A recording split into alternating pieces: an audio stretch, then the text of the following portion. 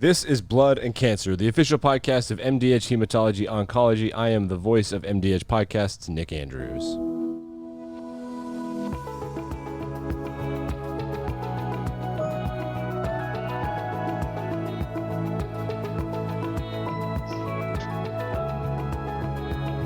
And welcome to episode 110 of Blood and Cancer. Nick Andrews here. I'm joined by the editor-in-chief of MDH Hematology Oncology and the host of this program, Dr. David Henry. And each year, Dr. Henry has a tradition unlike any other, and that is something that's been going on for a while now. I found out that you have a very, very, very old friend who likes to show up around this time of year.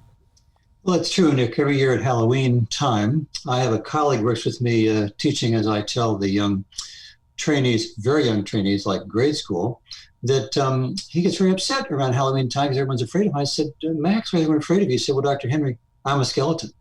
So I said, oh, right. Well, what I'm going to do, Max, is take you to the first grade class of my daughter, who has been doing this since she was in grade school, when I took Max to her grade school class. And I take him to the class, and we introduce Max the skeleton, and the kids just love it. At 6 years old, they just are wide-eyed, and they imagine that Max is real, and he's not so scary. But is he scary? He terrifies me, but the kids all love him. Well, let's get into this week's episode. Happy Halloween to you and yours. Yep. By the time most people will check this out, it'll be around that time of year. And so we've got an interesting one. I think something else that can be kind of scary, and that's different side effects of different treatments of cancer. And so we're going to address those things in this episode with Dr. Paul Hesketh.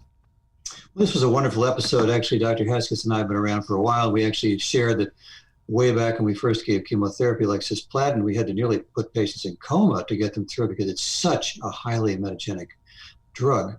And so now, fast forward to now, we have wonderful medications that can block or at least mitigate most of that. And our interview is about the recently, which he authored as first author, ASCO guidelines on highly moderate and low emetogenic regimens. I always learn something from these podcasts. And we went through what do you do in the high regimen? What's in that regimen?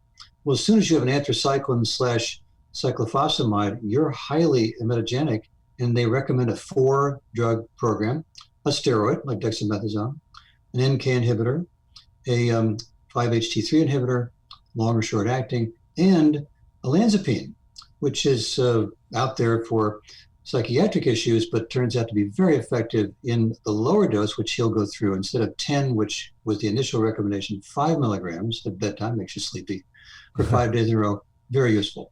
And he also covers how moderately emetogenic, when we get into the Carboplatins, again, I don't always think of Carboplatin as that much of a cause. And he said, oh yes, it is, and we're going to do those recommendations, a 4-drug regimen as well. Yes. So 2 things. First thing is that just as a lay person, I say that I speak the language even though I am a lay person. Could you tell me exactly just off the top of your head, the risks of something being this emetogenic? Is it impact adherence or showing up to receive treatment? Is it that toxic? Well, I have a good personal example. It's what we call recall. I am not afraid of flying, but I'm not the best stomach flying. And so once or twice I've lost it on a plane and used the airbag. And so now when I get on a plane, it hasn't even moved. They haven't even shut the door, but the sights and sounds and smells, I start to get a little nausea. And this is very common in our patients. We call it nausea recall. And so if you don't block it, blunt it, get rid of it first time around, it haunts them. And they'll be driving in and just, I don't want to do it. I can't do it, just driving into the infusion suite. So what you're saying is that you get, what do the kids call it now? Triggered. Literally, you're triggered. Triggered. By this event. Yeah. So, okay. So the second, get with this younger generation. Yeah. Yes. And there are new names for us and them, it seems like, every day. I do have something else to contribute, and that is that I see here in the show notes that cannabinoids are addressed in an interesting way. I found in conversations with hematologists and oncologists, it's reiterated over and over again.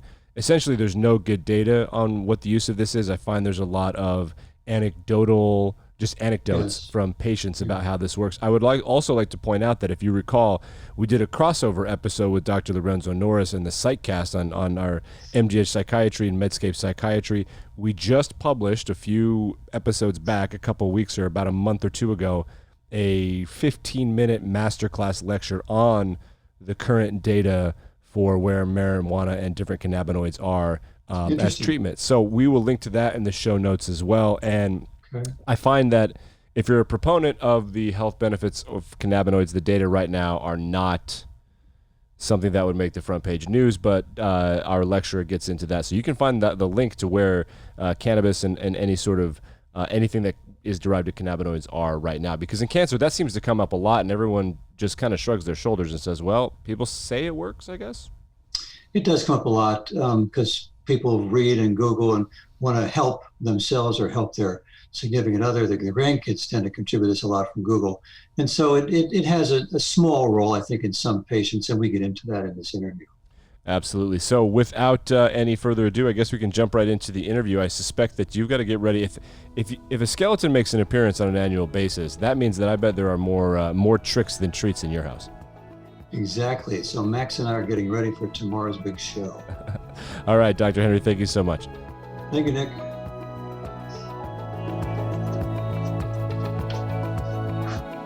Welcome to this podcast. I'm your host, Dr. David Henry. You're listening to Blood and Cancer, and I'm delighted to be speaking today with Dr. Paul Hesketh, who is professor of medicine at Tufts University School of Medicine, where he is the director of the Lahey Health Cancer Institute. We're going to be talking about nausea, vomiting, chemo-induced nausea, vomiting prevention. And Paul, thank you very much for joining us today to do this. Thank you, David. Very happy to participate today. Well, as we were saying, I'm really delighted to speak to you because we'll talk about the new edition, which you've just authored in the July summer JCO, and you must get these questions all the time, but it's such an important topic. I go back to the era of when we had to almost put people in coma to get them through like cisplatin for testicular cancer. I remember that actually very well. And then now we have all these wonderful agents. So I think the last edition was 2017 in the JCO, and now there's one this summer, so of which you are first authors. So could you maybe discuss first why you did it? Was there any particular reason, new data? Why the update in this summer? Absolutely. Well, David, as you said, we've made extraordinary progress in this area. And clearly I can remember those days as well when you could not do chemotherapy as an outpatient because the patients would start vomiting with many agents within an hour or two. So we've made extraordinary progress, and this is, in fact, the fifth update of the ASCO antiemetic guidelines since the initial publication in 1999.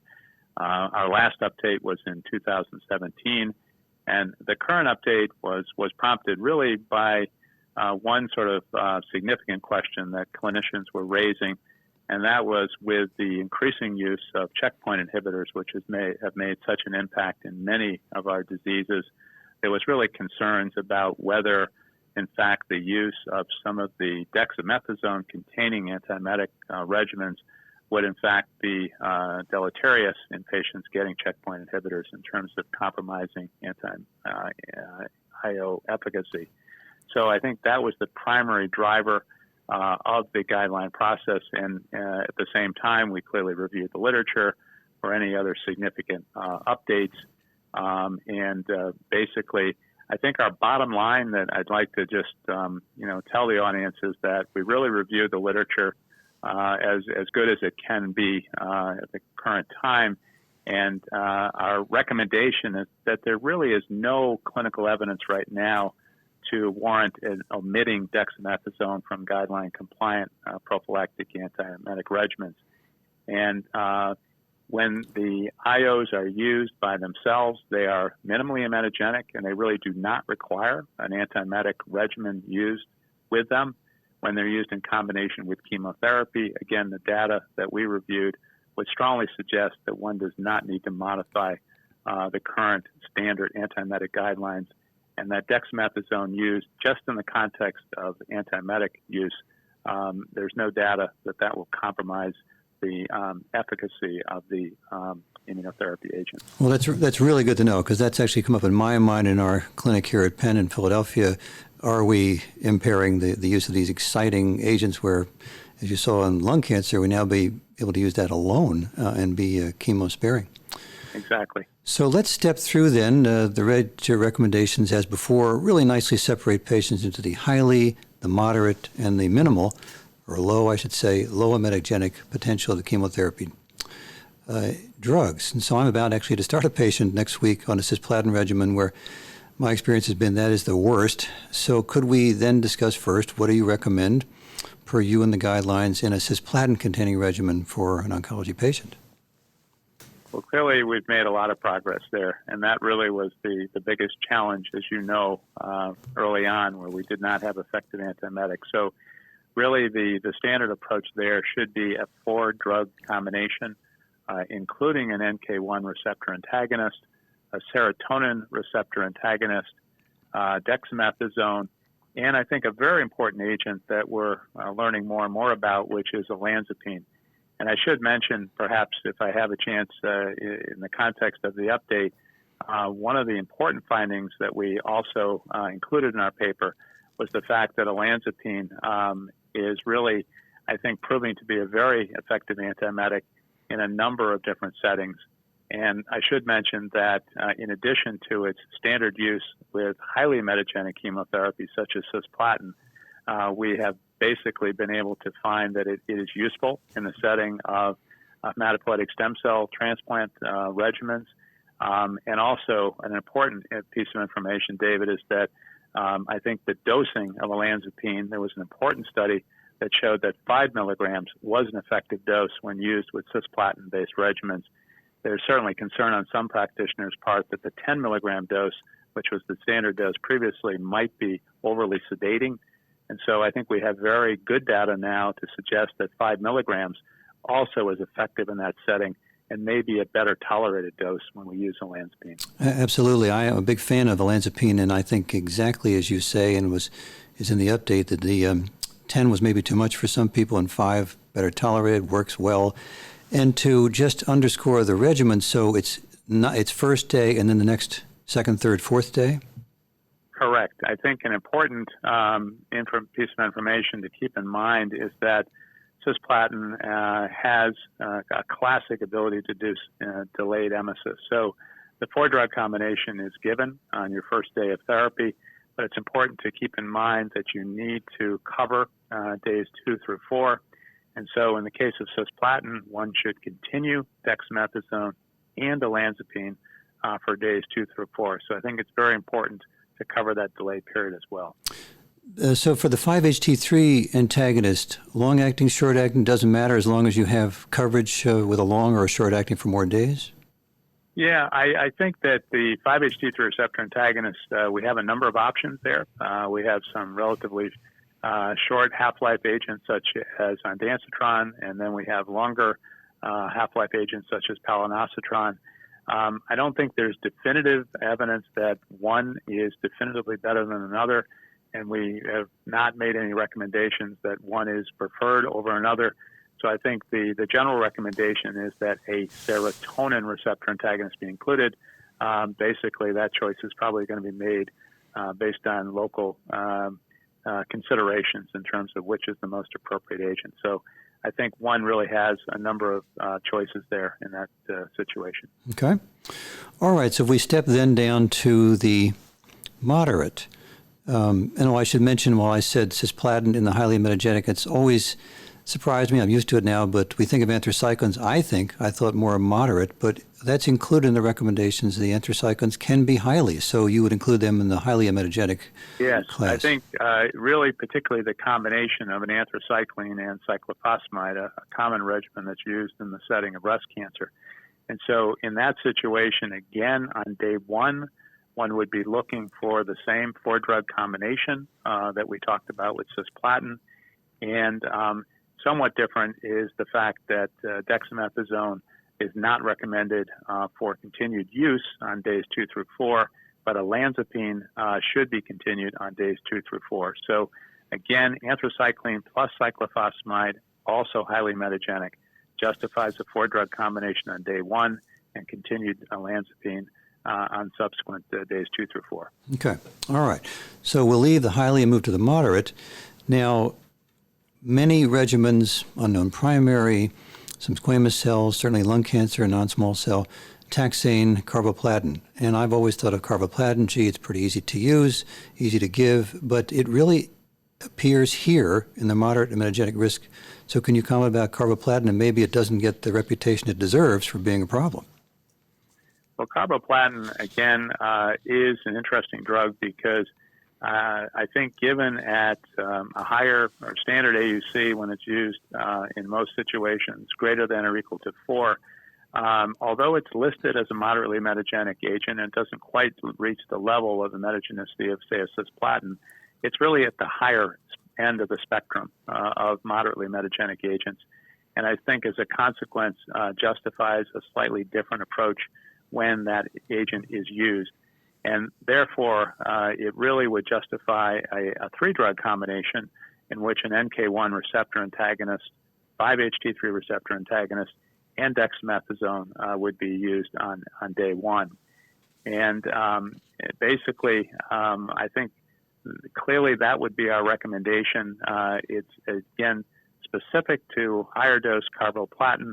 Other moderately emetogenic agents are probably sufficient to be treated with a 2-drug combination of a 5-HT3 receptor antagonist and dexamethasone. For example, if one's going to use cyclophosphamide or doxorubicin or oxaliplatin by themselves, I think the 2-drug combination would be sufficient. And one thing to keep in mind is that agents of this emetogenicity do still have some potential for delayed emesis. And so if, in fact, an agent such as cyclophosphamide or dox is used, then one has to be aware of the fact that perhaps coverage for days 2 and 3 should be considered, and dexamethasone is the recommended agent in that setting. Okay. And then I'm looking at the recommendations from the article, and still here in the moderate, cyclophosphamide, doxorubicin, oxaliplatin appears. So I guess it's the dose intensity and the sensitivity of the patient, whether you go high or moderate. How did you differentiate those two? Because they appear in both classes, highly or moderate.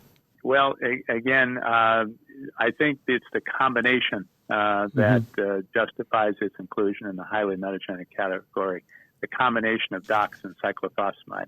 I think used individually, and again, it's less common, but if doxorubicin is administered by itself or cyclophosphamide is administered by itself, the emetogenicity really doesn't quite get into the highly emetogenic category.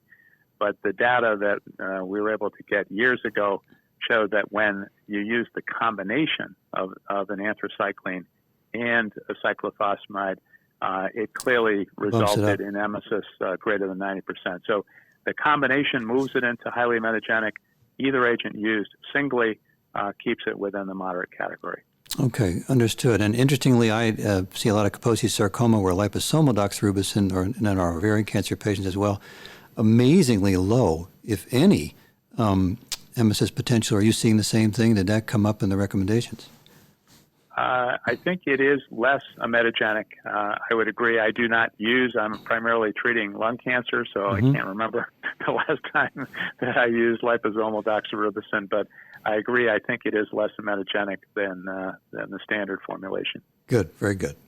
Okay, so moving on down. So now we're into the low, and I guess here would come to mind maybe some 5-FU, IV, or anything else you want to mention, and how are you preventing in this class? Common agents would be 5-FU, certainly gemcitabine. Agents of that sort would be in the low category. And I think with those particular situations, we know that probably using a single agent, a single dose of a 5-HT3 receptor antagonist, or a single dose of dexamethasone prior to the antineoplastic treatment would be sufficient. So usually we can do extremely well. It's a remarkably data-free zone, so we don't have really, major trials done in that setting, but probably by consensus primarily, the recommendation is a single dose of either a 5-HT3 receptor antagonist or dexamethasone. Okay. So one other thing I wanted to cover, and this is mentioned in the NICE recommendations, you'll be with a patient who might be the grandfather, grandmother, and either in the office or on the cell phone on FaceTime with the granddaughter or on Google, and says, I want to give grandfather cannabinoid or some marijuana, and this comes up a lot. How are you answering that request? Well, it's interesting. Basically, there's a tremendous amount of interest in that, as you know, David. And I think that the reality is that other than the approved cannabinoids, there really is no recent or really good data with some of the standard marijuana preparations and whatnot. So I think my recommendation is that there probably is some antiemetic efficacy with the cannabinoids, but in fact, in most situations, the standard agents that we have are probably more effective, and in many cases, they're better tolerated than those agents. So clearly, if we have really, really refractory situations, particularly with individuals who've had prior cannabinoid use and they have not had adverse effects, then they may be a salvage option. But they're honestly pretty low on my list in terms of antiemetic options because we've done so well with most of the conventional agents. And again, it's kind of a data-free zone in areas other than the currently FDA-approved cannabinoids. Well, good. That resonates with my feeling. I've rarely used it and have a similar discussion, and I've seen some bad side effects, especially in the senior population. Mm-hmm. Especially in older patients. Yeah. And so we're training our residents and fellows, our trainees, not only what to do, but what to expect might go wrong. So I think of the 5-HT3 antagonists as maybe being the inducers of migraine. That's just how migraine is given with its series of drugs. What do you say any of these drugs might cause that might go wrong in terms of side effect we have to watch for? Well, we learned early on, as you point to, headache was an interesting, relatively frequent side effect of the 5-HT3 receptor antagonists when we first started using those agents. And we had trials where we were using them as single agents where we could really sort out what was happening. Clearly, a significant proportion of patients would have a bit of a mild headache that was pretty transient. But that was definitely a side effect. I think one of the side effects that may not be known well to clinicians that they should be mindful of, and we definitely see this with our antiemetic regimens, is that the 5-HT3 receptor antagonists clearly have an ability to cause constipation. And so I think it's not a bad idea to mention to your patients when, you're initiating chemotherapy that, this may be an issue and they may need to watch for this. And if in fact it's noted with the first cycle, I'll often ask the patients if they had any constipation post their first cycle of treatment. And if they note that, and again, unless they're asked, they may not even mention it to you. Mm-hmm. But if they do mention that they have it, then I will say then prophylactically, perhaps, you should be on a stool softener or even a mild laxative with cycle 2 for a day or two. But it's definitely a side effect that if you ask patients carefully, you'll see that a fair number of them will have them after 5-HT3 receptor antagonists. Okay, and one other thing I wanted to ask you in your experience, I've occasionally seen the patient who'll get dexamethasone for a few days, as we pointed out in these regimens, and one recent in memory, adrenal insufficiency ensues, especially in the seniors where the adrenals don't seem to come back online as fast. Are you seeing that much? Do you worry about that? I honestly do not. I have not seen that as an issue. I think the primary issue that I've had to deal with dexamethasone, which is a very effective antiemetic, has really been insomnia. And a bit of agitation. Patients will complain that they really have trouble sleeping. Well, I think to some extent with the highly metagenic regimens, we've countered that a little bit with the continuation of a Lanzapine because the Lanzapine has a mild sedating effect. And typically when a Lanzapine is administered, I will tell my patients to take it prior to sleep. That's probably the best time to take that agent. It'll help counter the effects of the Dex to some extent. It'll help them sleep, and it's probably the best time where it's going to least interfere with their function. Well, I think that's all incredibly useful information. We've covered the 3 classes, the drugs to be used in each, and their potential uses and side effects, and how to prescribe. I think that exhausts my questions unless I missed something that you wanted to comment on.